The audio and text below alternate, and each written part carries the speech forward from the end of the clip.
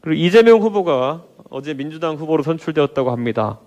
그런데 지금까지와 다르게 투표율에서 매우 크게 뒤처진 결과가 나왔고 합산해서 겨우 신승을 했다고 합니다.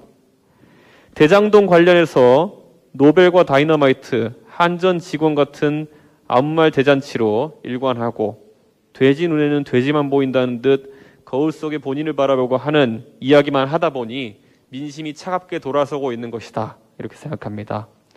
그런 이야기를 해명이라고 하고 있으니 3차 경선에서 일반 국민들께서 큰 심판을 하신 것이라 생각합니다.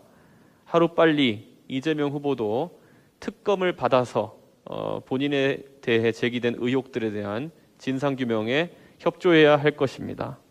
지금 전국을 부동산 개발 부패 떼도둑들로 뉴스를 덮고 있는 대장동 비리의 몸통이자 수괴인 이재명 후보.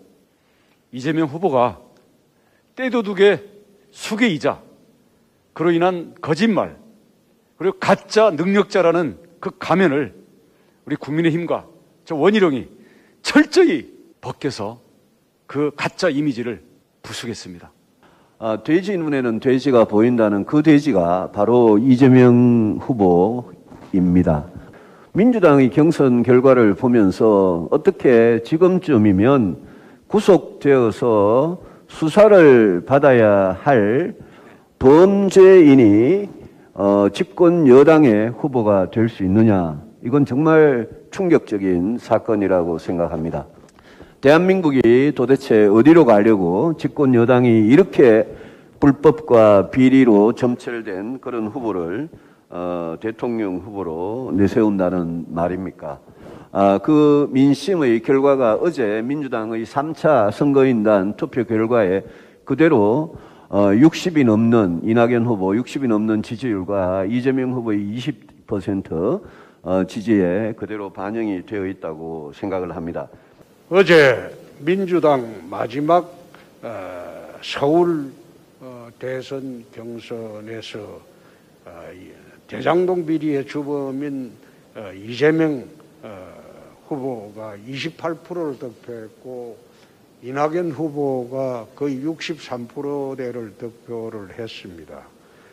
이것이 시사하는 것은 민주당 자체 내에서도 이제는 비리의 주범, 대장동 비리의 주범은 대선에 내보낼 수 없다는 명확한 의사표시가 되었다고 생각합니다. 정과 사범이고 지금 또 온갖 가족의 문제가 있고 무상연애 스캔들까지 있는 이런 사람이 대통령이 되어서 되겠습니까? 대통령 선거가 무슨 범죄자 대선이 되어서 되겠습니까? 이재명의 가면이 찢어지고 있다. 그 이재명의 가면이 찢어져서 맨 얼굴이 빨리 드러나기를 기대하고 있습니다. 녹취록에 의하면 화천대유의 실소유자라고 알려진 김만배 씨가 그 천화동인의 1호의 배당금 절반은 그분 것이라고 했습니다. 그러면 수사는 결국 그분이 누구인지 밝혀야 되지 않겠습니까? 이거 밝히지 못하면 국민들께서 가만 있으시지 않을 겁니다. 그거 밝히지 못하면 검찰도 아닙니다. 그거 밝히지 못하면 수사도 아니에요. 빨리 그분이 누구인지 밝혀주십시오. 더불어민주당의 대선 후보 이재명은 민심과는 동떨어진 후보입니다. 민심은 62대 28로 이낙연 전 대표의 손을 들어주었습니다. 국민들은 대장동 게이트의 설계자 이재명 당시 성남시장이 바로 부동산 부패의 몸통임을 이미 잘 알고 있고 이런 사람은 절대 지도자가 되어서는 안 된다고 생각하기 때문일 것입니다. 이 후보가 변호사 시절에는 대장동 개발 사업을 반대히 했던 이유가 무엇인지, 성남시장 당선 전에는 민영개발 주장하다가 당선 후에는 공영개발로 말을 바꾼 이유는 무엇인지, 특정 민간인에게 단군 이래 최대의 폭리를 독식하도록 설계해 줬던 이유는 무엇인지, 권순일이 이 후보에 대해 무죄 판결을 선고하도록 하는데 김만배의 역할은 무엇이었고 김만배의 폭리가 그 사안과 대가 관계에 있는 것은 아닌지, 또 유동규, 김만배, 남욱 등과는 어떤 관계인지 빠짐없이 답변해야 할 의무가 이재명 후보에게 있습니다. 숨기는 자, 숨는 자가 곧 범인입니다. 이재명 지사가 특거리 과반으로 민주당 대통령 후보로 선출되었습니다. 이 지사의 3차 국민선거인단 투표 결과는 28.3%였습니다. 수월하게 과반을 확보한 이전 결과에 비하면 그야말로 참패 수준이었습니다. 이것이 바로 민심입니다.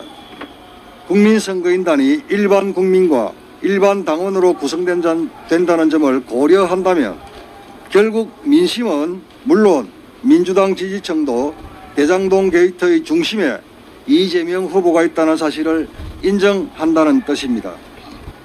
이제 진보 성향의 참여연대와 민변마저도 대장동 개발 사업이 공공의 탈을 쓰고 민간 개발 이익을 극대화한 것이라고 비판하고 있습니다.